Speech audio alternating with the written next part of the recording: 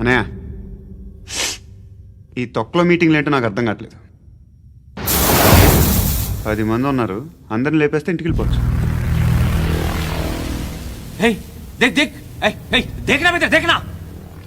అరే మెంటల్, నీ ఇష్టం మాట్లాడుకో. నువ్వు చెప్పు. నీకు బ్రెయిన్ పచ్చట్లేదంట్రా? మా ఏరియాకి వచ్చి మమ్మల్ని చంపుతా అంటావు బే? షర్ట్ వదలరా. వదలను బే. ఏం చేస్తావు? ఆడి సంగతి వదిలే, నువ్వు చెప్పు. వేద్దాం వద్దా? ఏంటి రాసేది? ఏంటి రాసేది? నేను కరెక్ట్గానే ఉన్నాను, నువ్వే ఆలోచించు. అని చెప్పు చాలు. నిన్న కాక మొన్నొచ్చి ఊయంట్రా.